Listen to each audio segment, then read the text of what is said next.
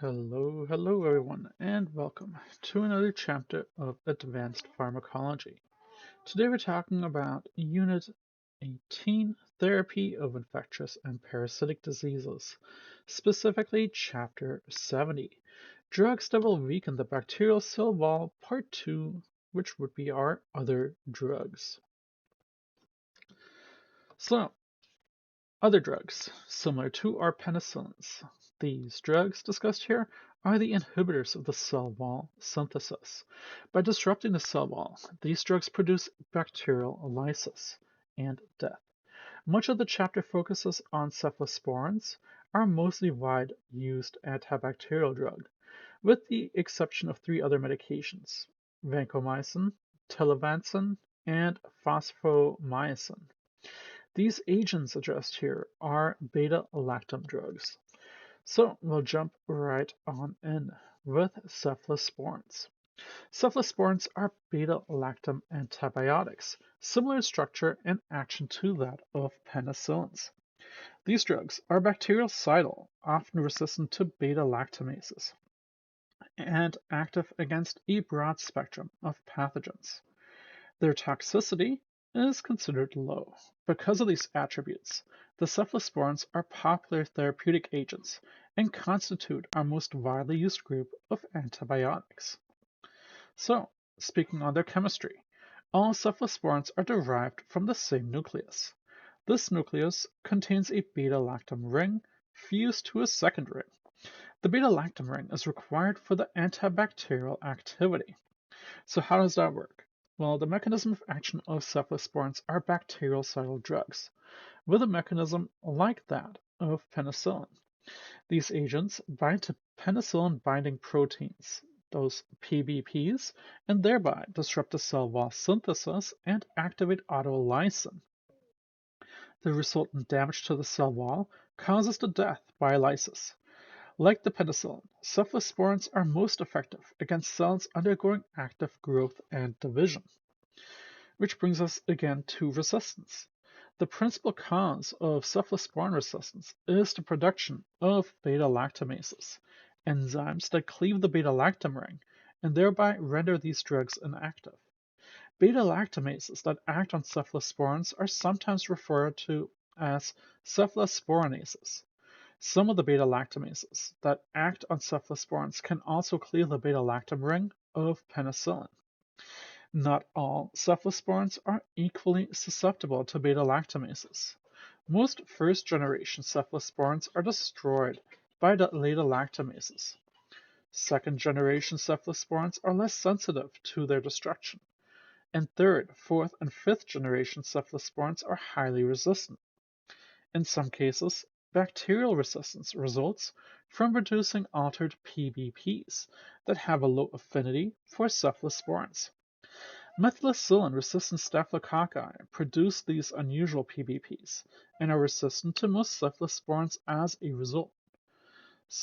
Ceftaroline, which is a fifth-generation cephalosporin, has demonstrated activity against the methicillin-resistant Staphylococcus aureus, or MRSA.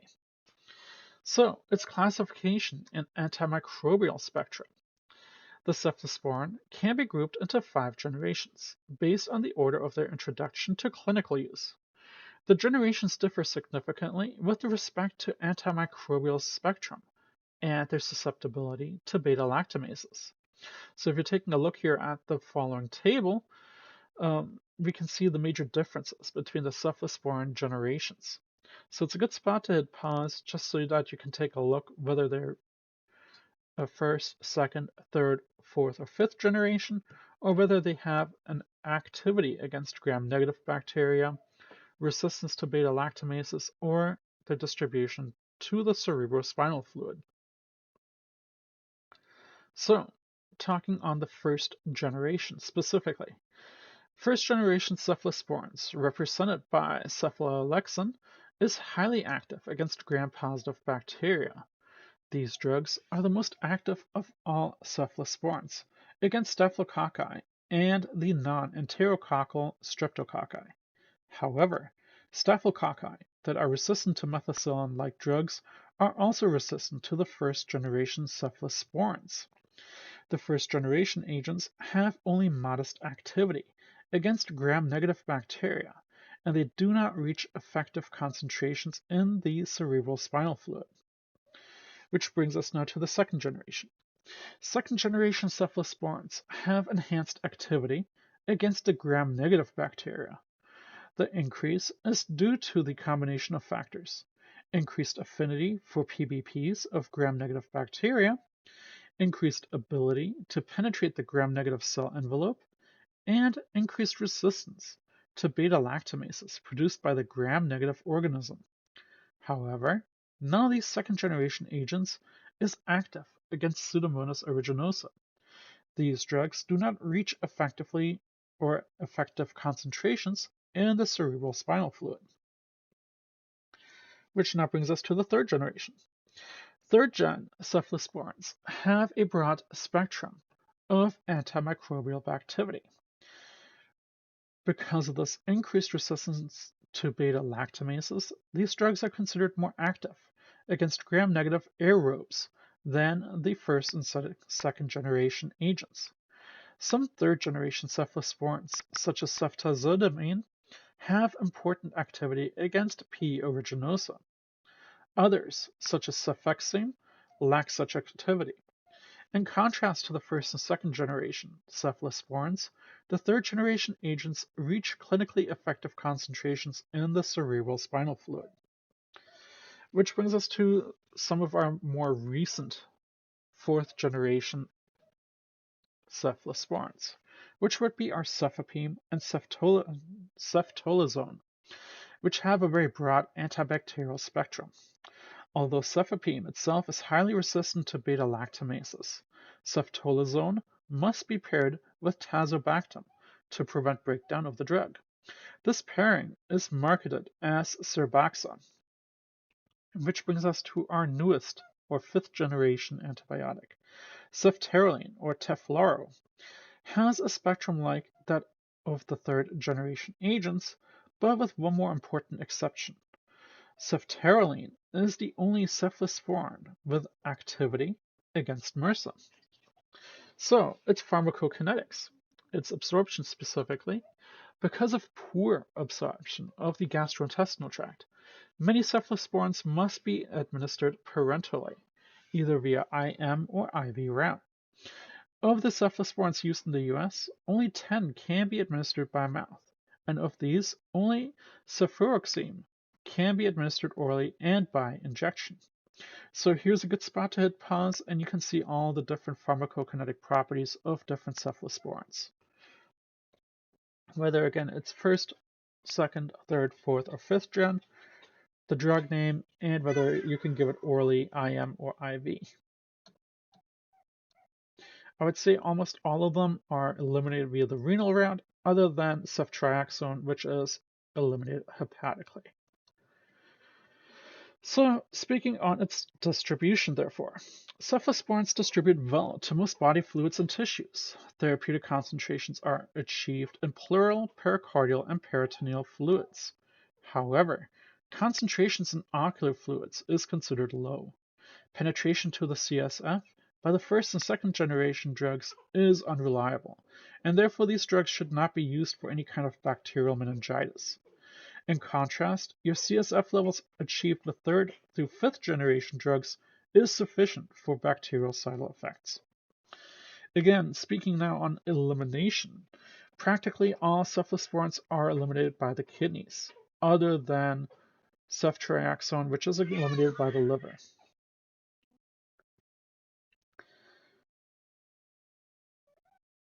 Which brings us to its adverse effects.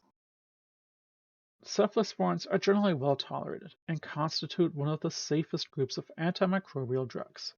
Serious adverse effects are considered rare. However, there are allergic reactions. A hypersensitivity reaction are the most frequent adverse events. Maculopapular rashes that develop several days after the onset of treatment is most common. Severe immediate reactions such as a bronchospasm or anaphylaxis is considered rare. If during the course of treatment, however, signs of allergy do start to appear, such as urticaria, rash, hypotension, and difficulty breathing, the cephalosporin should be discontinued immediately. Anaphylaxis is treated with respiratory support and parenteral epinephrine. Patients with a history of a cephalosporin allergy should not be given these drugs. Because of their structural similarities between penicillins and cephalosporins, a few patients allergic to one type of drug may experience that cross-reactivity with the other. During clinical practice, the incidence of cross-reactivity has been low, of only about 1% of penicillin allergic patients experiencing an allergic reaction if given a cephalosporin. For patients with a mild penicillin allergy, cephalosporins may be trialed. However, because of the potential for fatal anaphylaxis, cephalosporin should not be given to a patient who has a history of severe reactions to penicillins. Bleeding. Two cephalosporins, cefotetin and ceftriaxone, may cause bleeding tendencies. The mechanism is the reduction of prothrombin levels through their interference with vitamin K metabolism. Several measures can be used to reduce the risk for hemorrhage. During a prolonged treatment, patients should be monitored for their prothrombin time, bleeding time, or both. Parenteral vitamin K can correct that abnormal prothrombin time. Patients should be observed for signs of bleeding, and if bleeding develops, the cephalosporin should be withdrawn. Caution should be exercised during the concurrent use of anticoagulant therapy or thrombolytic agents with a cephalosporin. Because of their antiplatelet effects, aspirin and other NSAIDs should be used with care. Caution is needed in patients who have a history of bleeding disorders.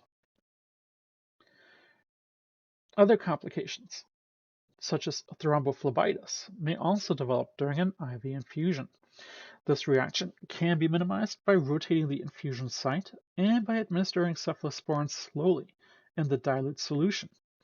Patients ought to be observed for phlebitis, and if it does develop, the infusion site needs to be changed.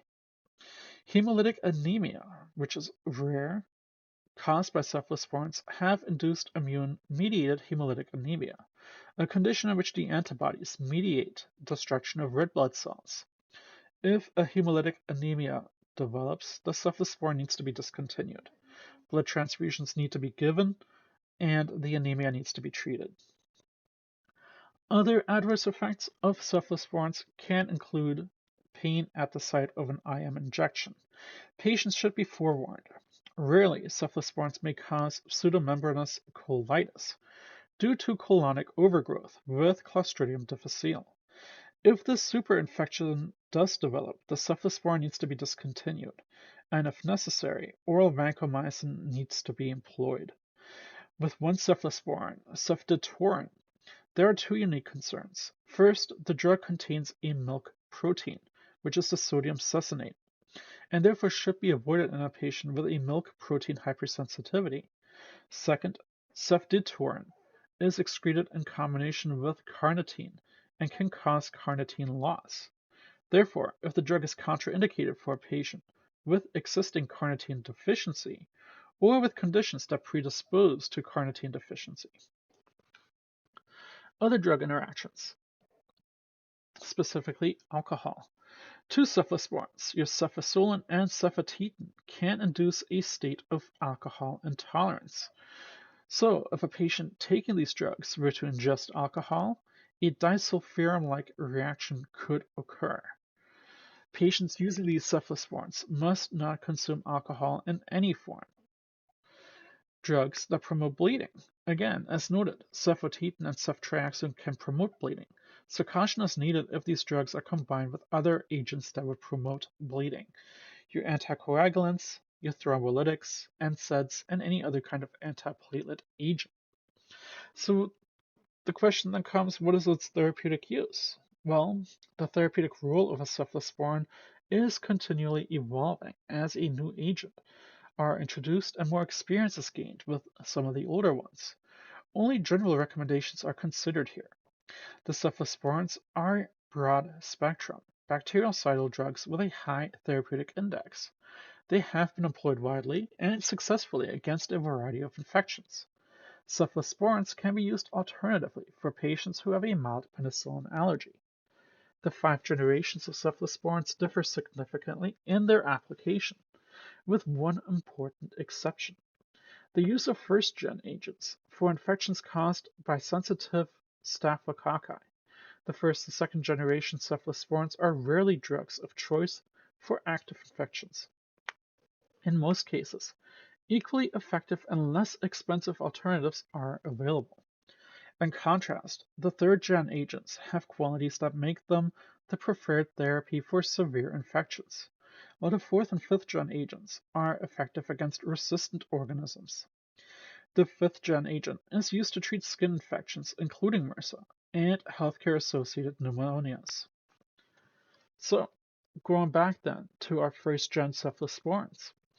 When a cephalosporin is indicated for a gram-positive infection, a first-gen drug should be used. These agents are the most active of the cephalosporins against gram-positive organisms and are less expensive than other cephalosporins. First-gen agents are frequently employed as alternatives to penicillins to treat infections caused by staphylococci or streptococci in patients with a penicillin allergy. However, it is important to note that cephalosporins should only be given to patients with a history of mild penicillin allergy, not to those who have experienced a severe immediate hypersensitivity reaction. The first-gen agents have been employed widely for prophylaxis against infection in surgical patients. First-gen agents are preferred to the second and third generation cephalosporins for surgical prophylaxis because they are effective, or as effective as the newer drugs, and are less expensive and have a more narrow antimicrobial spectrum. So that brings us back to now the second-gen cephalosporins. Specific indications for a second-generation cephalosporin is limited. Cefuroximine has been used with success against pneumonia caused by Haemophilus influenza, Klebsiella species, pneumococci, and staphylococci. Oral cefuroxime is useful for otitis, sinusitis, and respiratory tract infections. Cefoxitin is useful for abdominal and pelvic inflammations. Which brings us now to our prototype drug. A good spot to hit pause so you can see the different cephalosporins that we would be indicating. Now we jump to the third generation cephalosporin. Because they are highly active against gram-negative organisms, and because they penetrate to the CSF, third-gen cephalosporins are drugs of choice for meningitis caused by enteric gram-negative bacilli. Ceftazidime is of special utility for treating meningitis caused by P. aeruginosa, nosocomial infections caused by gram-negative bacilli, which are often resistant to first and second generation cephalosporins, are appropriate indications for the third-generation drugs.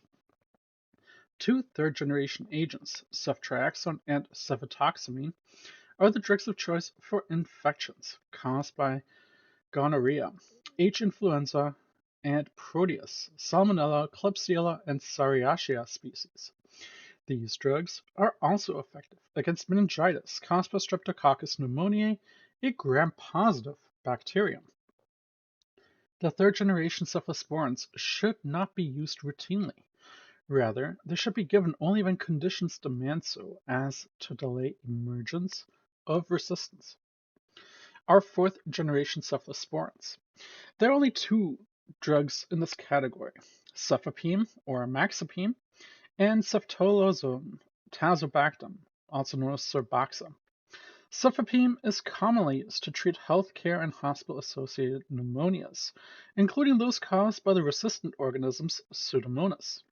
Surboxa was approved in 2014 for the treatment of complicated intra-abdominal and urinary tract infections. Fifth-generation cephalosporins, Teflaro, is the only cephalosporin adequate for the treatment of MRSA-associated infections. So, that brings us to our drug selection. 19 cephalosporins are currently employed in the US, and the selection among them can be a challenge. Within each generation, the similarities among cephalosporins are more pronounced than the differences.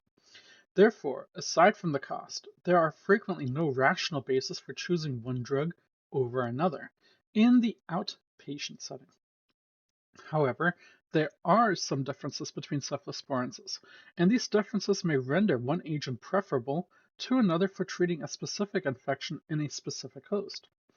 The differences that do exist can be grouped into three main categories: antimicrobial spectrum, adverse effects, and pharmacokinetics. Drug selection based on these differences is discussed here. So, if we're speaking on the antimicrobial spectrum, a prime rule of antimicrobial therapy is to match the drug with the bug. The drug should be active against known or suspected pathogens, but the spectrum should be no broader than required. When a cephalosporin is considered appropriate, we should select among those drugs known to have a good activity against a causative pathogen. The third and fourth generation agents, with their very broad antimicrobial spectra, should be avoided in situations in which a narrower spectrum, first and second generation drug, would suffice. For some infections, one cephalosporin may be decidedly more effective than all the others and should be selected on that basis. So an example for that would be ceftazidime, which is the most effective of all the cephalosporins against P. aeruginosa, and is clearly the preferred cephalosporin for treating infections caused by that microbe. Similarly, ceftaroline is the only cephalosporin with activity against MRSA, and therefore is the preferred use over other cephalosporins for treating those infections. Adverse effects. Although most cephalosporins produce the same spectrum of adverse effects, a few may cause some unique reactions. So an example of that would be cefotetin and ceftriaxone, which can cause bleeding tendencies. When an equally effective alternative is available, it would be prudent to avoid these drugs. And again, our pharmacokinetics. Four pharmacokinetic properties are of interest: the route of administration, duration of action, whether its distribution to the CSF, and or the route of elimination. The relationship of these properties to the drug selection is discussed next. So, if we're talking about the route of administration, 10 cephalosporins can be administered orally. These drugs may be preferred to mild to moderate infections in patients who can't tolerate parenteral agents. Duration of action. In patients with a normal renal function, the half-life of cephalosporins can range anywhere from 30 minutes to 9 hours. Because they require fewer doses per day, drugs with a long half-life are frequently preferred. Cephalosporins with the longest half-lives in each generation are as follows. In the first generation, cefazolin has 1.5 to 2 hours. Second gen, cefotetin 3 to 4.5 hours. And third generation ceftriaxone 6 to 9 hours. Its distribution to the cerebrospinal fluid. Again, only the third and fourth generation agents achieve CSF concentrations that are considered sufficient for bactericidal effects.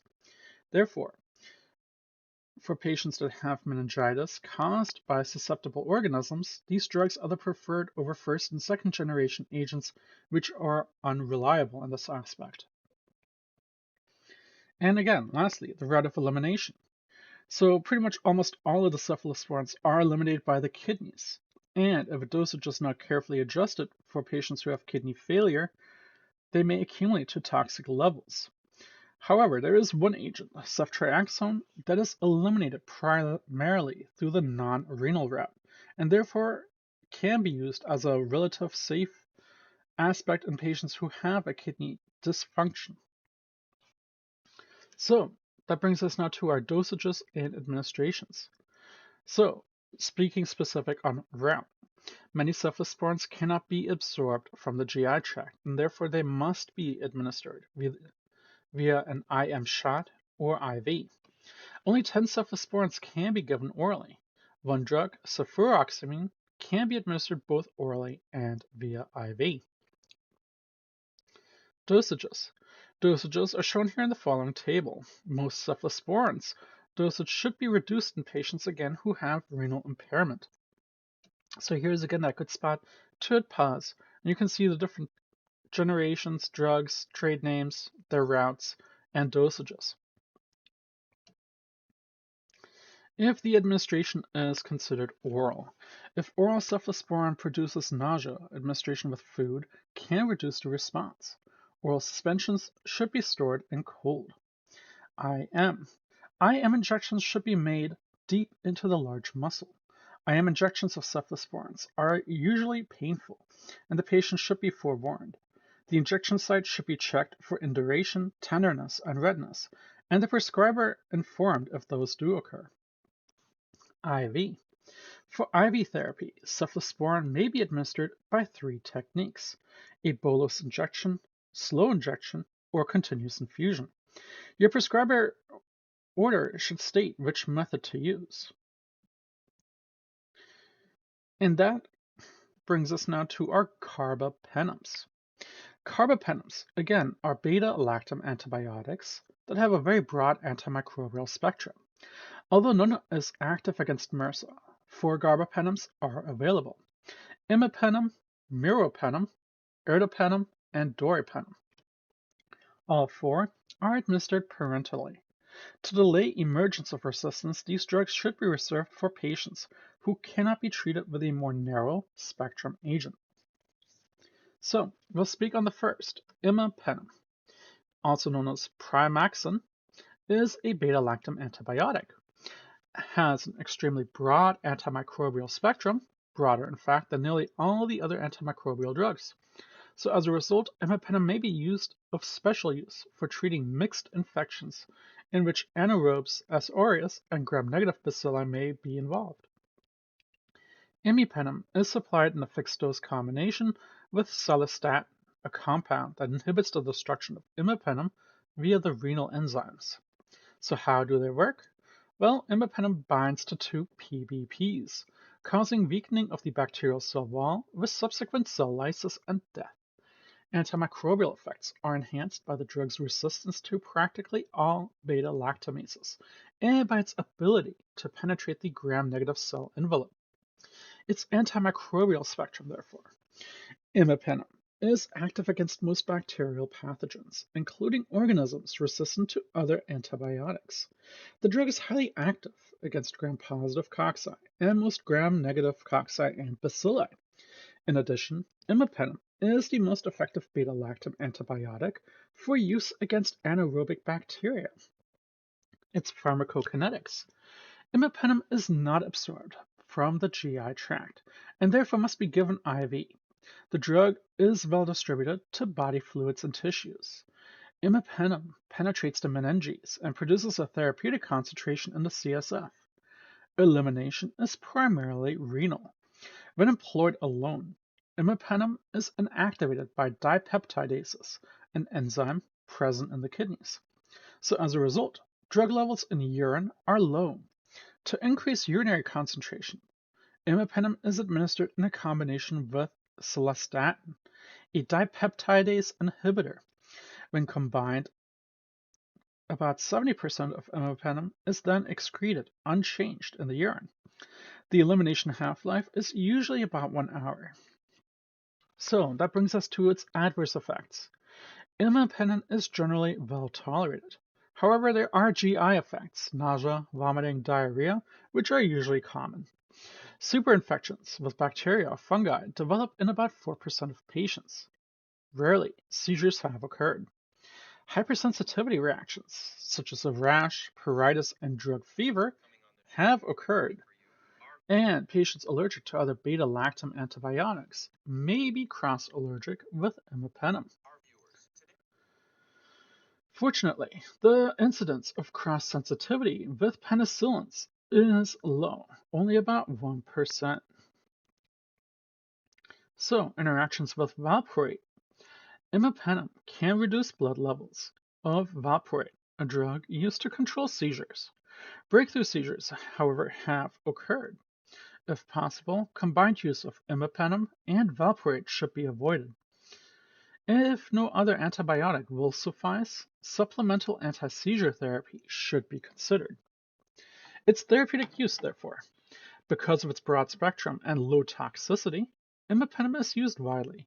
The drug is effective for serious infections caused by gram-positive cocci, gram-negative cocci, gram-negative bacilli, and anaerobic bacteria. This broad antimicrobial spectrum gives imipenem special utility for antimicrobial therapy of mixed infections. When imipenem has been given alone to treat an infection with P. aeruginosa, resistant organisms ended up emerging. So consequentially, imipenem should be combined with other anti-pseudomonal drugs when used against this microbe. Dosing for carbapenem is provided in the following table here, 70.4. And here's a good spot to actually hit pause so you can see both the patient-centered care across the lifespan of cephalosporins, carbapenems and others, as well as our carbapenem dosages, whether it's the drug, trade name, the route, and then its dosing. So that brings us to our other carbapenems, one of which is very common and popular today. Meropenem, or Mirum, is again a beta-lactam antibiotic, similar in structure and action to imipenem. Meropenem is active against most clinically important gram-positive and gram-negative aerobes and anaerobes. Approved indications are bacterial meningitis in children ages 3 months and older, intra-abdominal infections in children and adults, and complicated skin and skin structure infections, both again in children and adults. Meropenem may prove especially useful for healthcare or community-associated infections caused by organisms that are resistant to other antibiotics. So its pharmacokinetics. Meropenem is given via IV, and it distributes to all body fluids and tissues. The drug has a plasma half-life of 1 hour and is eliminated primarily unchanged in urine. In contrast to imipenem, however, meropenem is not degraded by renal dipeptidases, and therefore it doesn't need to be combined with cilastatin. It does, however, have its own adverse effects and interactions.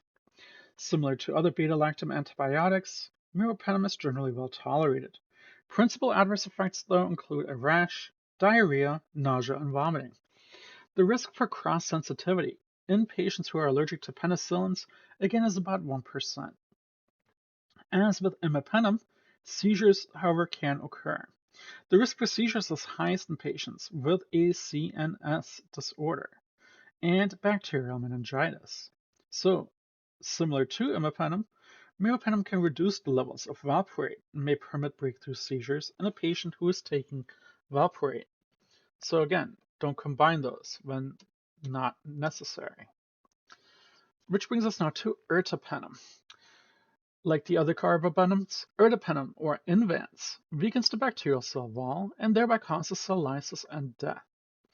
Also, like the other carbapenems, ertapenem is highly resistant to beta-lactamases and thus has a very broad antimicrobial spectrum, but less broad than that of imipenem or meropenem.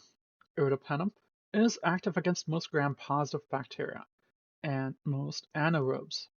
However, in contrast to imipenem and meropenem, the drug has little or next to no activity against P. aeruginosa or Acinetobacter species. In addition, ertapenem has minimal activity against pneumococci that are highly resistant to penicillin and has no activity against methicillin-resistant staphylococci, Enterococcus faecium, Enterococcus faecalis, or atypical respiratory tract pathogens, which would include chlamydia species, Legionella species, and Mycoplasma pneumoniae. Ertapenem is indicated for parenteral therapy of acute pelvic infections, community-acquired pneumonias, prophylaxis after elective colorectal surgery, and complicated infections of urinary tract, abdomen, skin, and skin structures. So its pharmacokinetics. Ertapenem may be administered by an IM injection or via an IV infusion. Absorption after an IM injection is complete. In the blood, ertapenem is highly bound to plasma proteins. The drug undergoes some hydrolysis of the beta-lactam ring before excretion in the urine and feces. Its half-life is about 4 hours. Adverse effects and interactions. Again, like the other carbapenems, ertapenem is generally well tolerated. During the clinical trials, the most common adverse effect included diarrhea, nausea, infused vein complications, headaches, vomiting, and edema.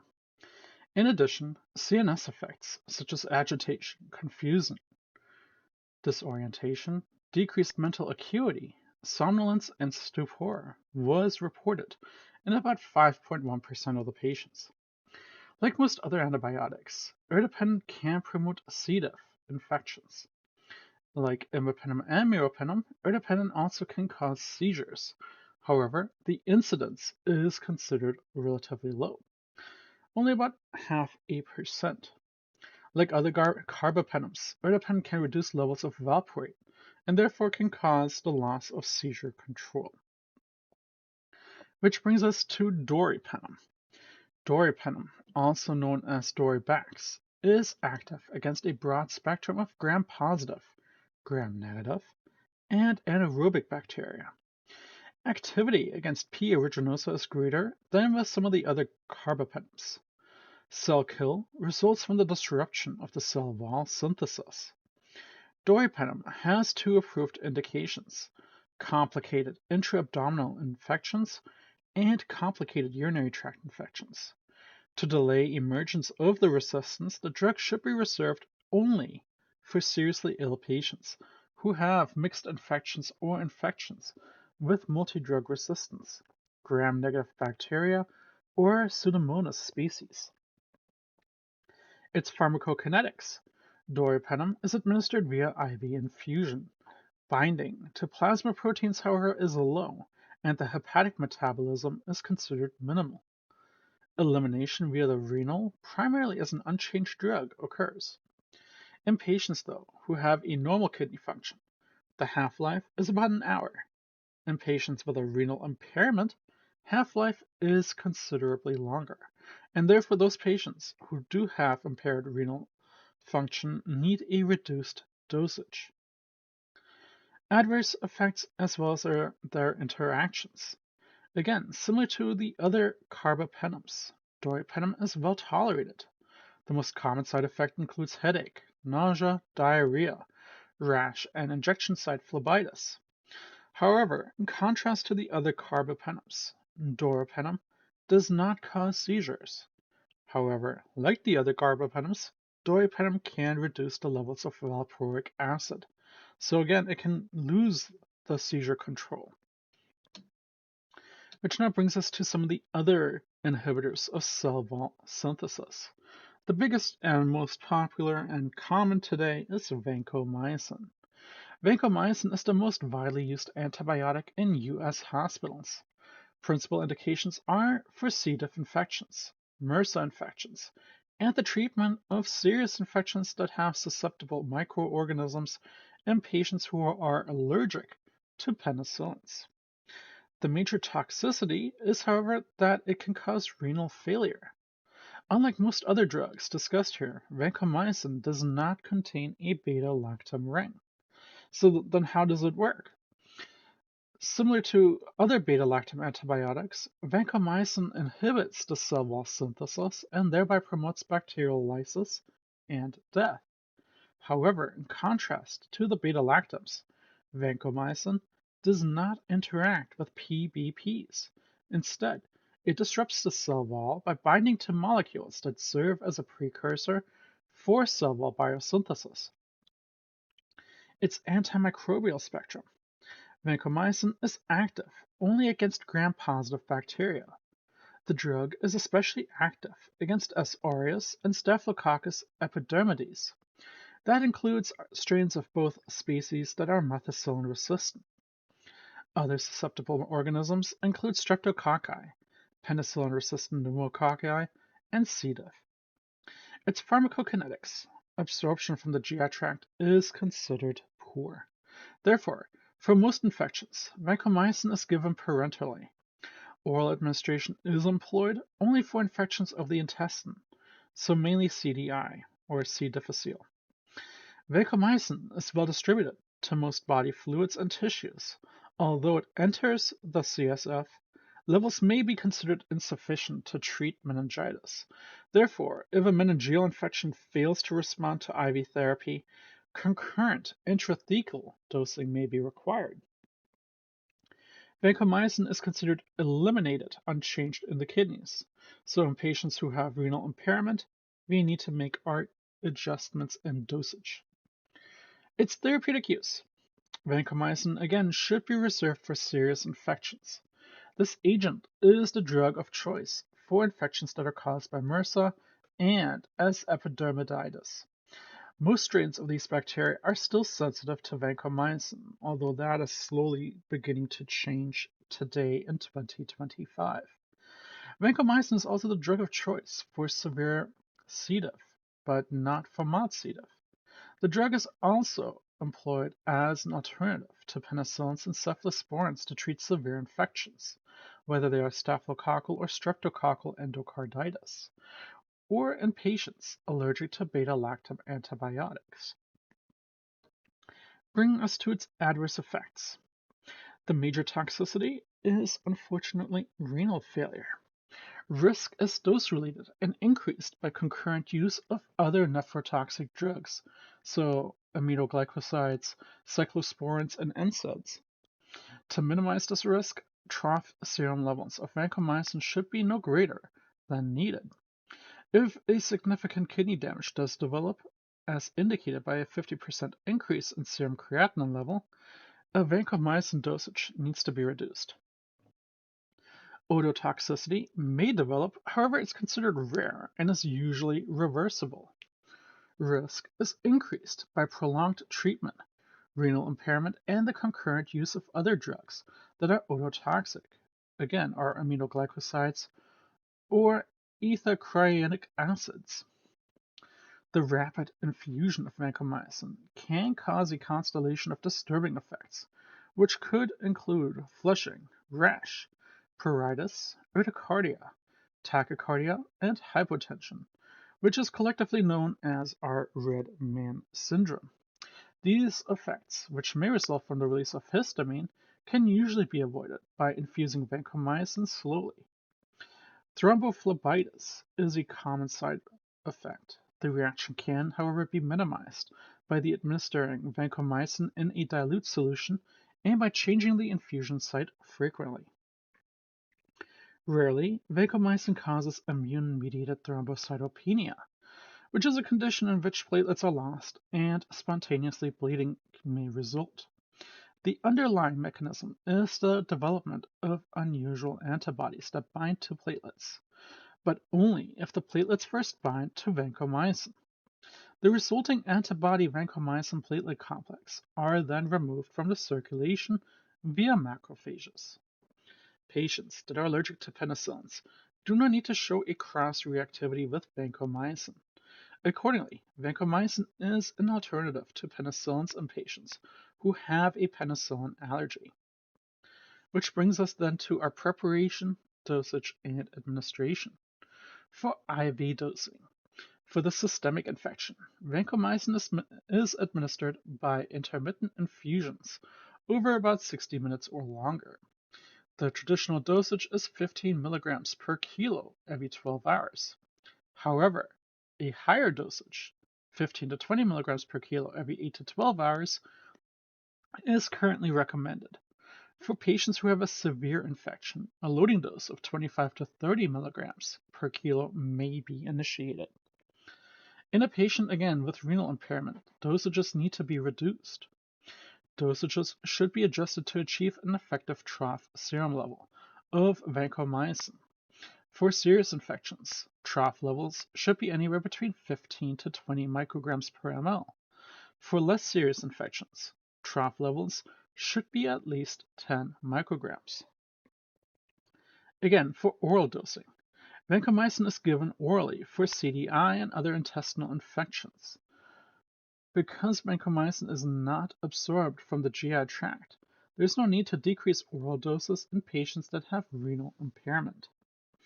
Which brings us to our table 70.5, recommended treatments for C. diff infections. This is an outstanding spot to hit pause, so you can see still current treatment today for different medications and dosages. Rectal dosing.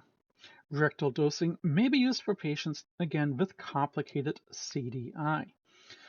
One recommended regimen consists of giving 500 milligrams in a 100 ml of normal saline every 6 hours using a retention enema.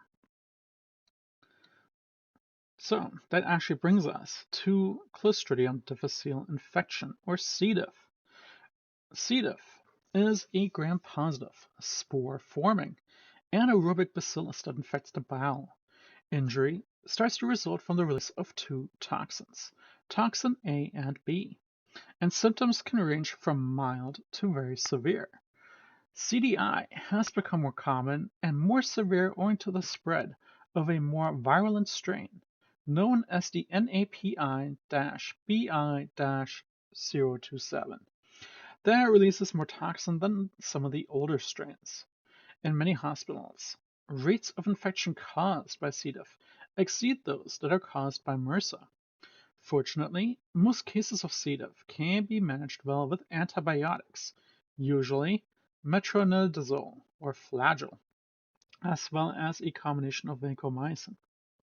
CDI is almost always preceded by the use of antibiotics, which kill off normal gut flora and allow C. diff to flourish.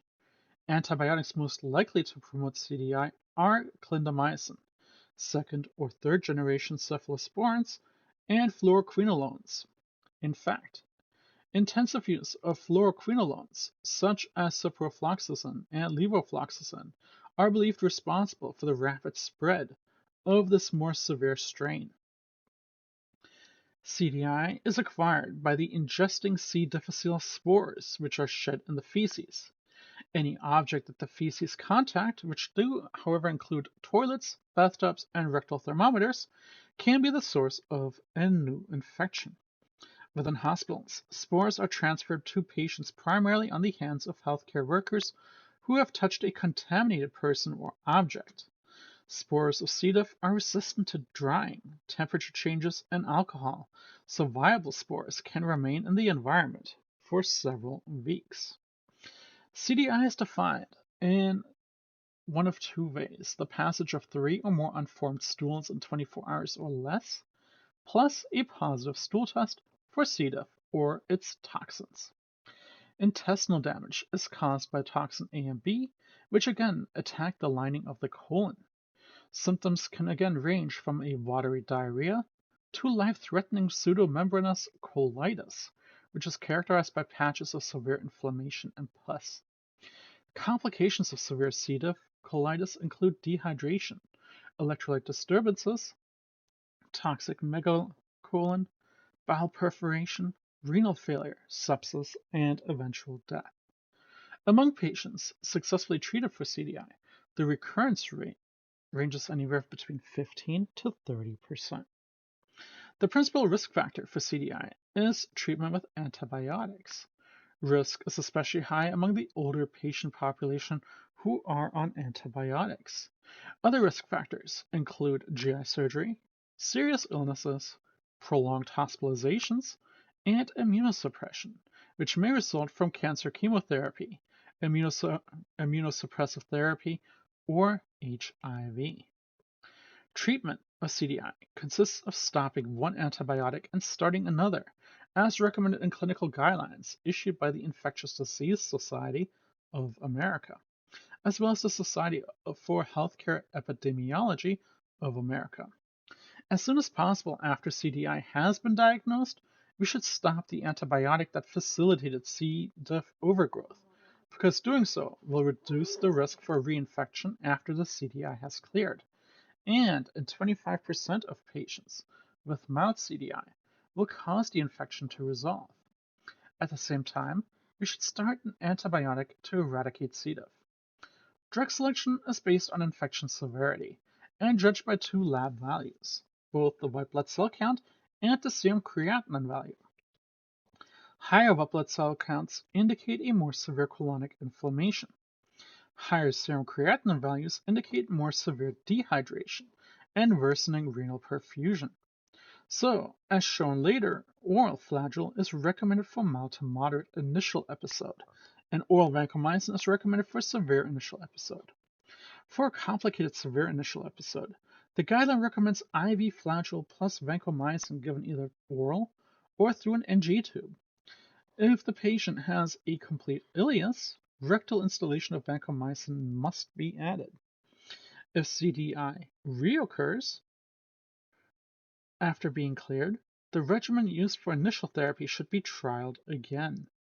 If there is a second recurrence, the guidelines recommend a prolonged course of oral vancomycin, in which the number of daily doses is gradually decreased. Alternatives and supplements to flagyl and vancomycin are being currently studied. Promising options include fidaxomicin or Dificid, which is currently on the market, nitazoxanide, which is approved for diarrhea caused by the Giardia species, and the Cryptosporidium species. Rivaroxaban, which is currently used for E. coli, which is currently also an option. Monoclonal antibiotics, which are directed against C. difficile toxins A and B. Inoculating the bowel with a benign strain of C. diff, which is currently used today as well. So how can we control the spread of CDI? The IDSA and SHEA guidelines offer the following recommendation. Use antibiotics judiciously, especially those associated with a high risk for CDI. If possible, isolate patients with CDI in a private room and have them share a room with another patient who is CDI positive. Utilizing proper PPE, so wearing gloves and then washing our hands with soap and water. Again, alcohol does not kill off those spores. The use of disposable rectal thermometers, which I think is non-existent at this point. If a patient does end up in an ICU, they may use a rectal thermometer at that point, but it's not our everyday use.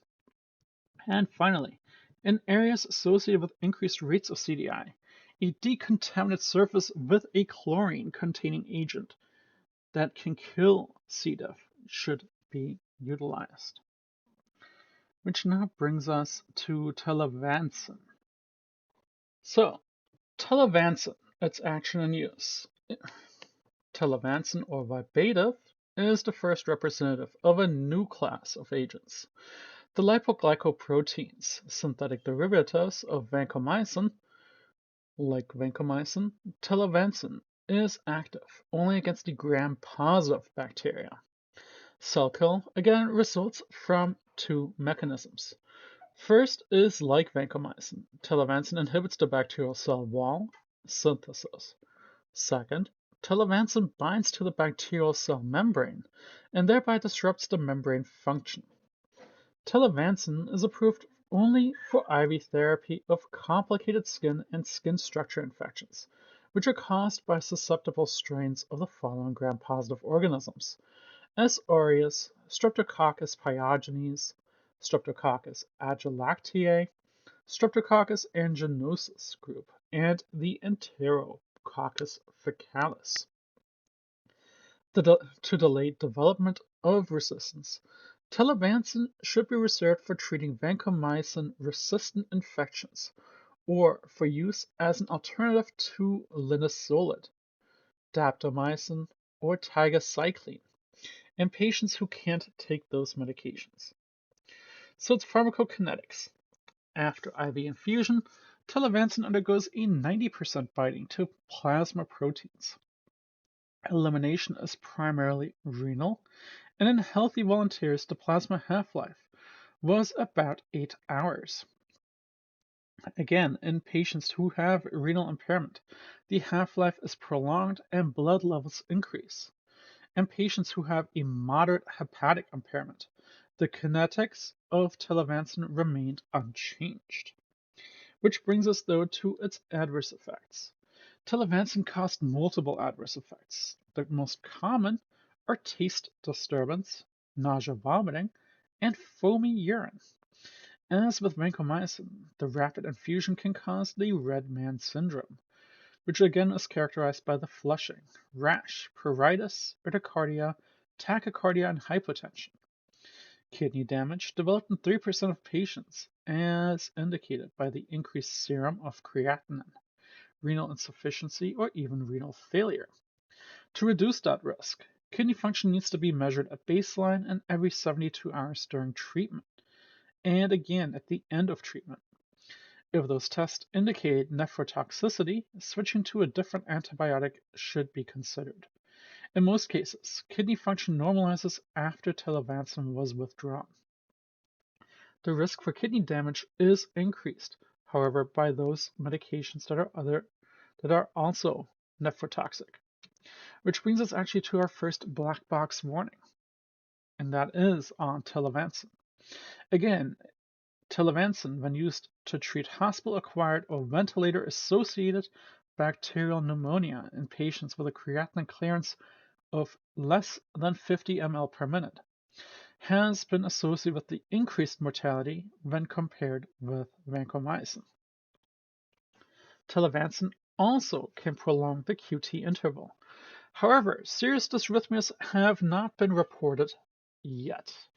Nonetheless, telavancin should not be given to patients who are at high risk, including those patients that have a congenital long QT syndrome, or uncompensated heart failure, or severe left ventricular hypertrophy, and those who are using other QT drugs.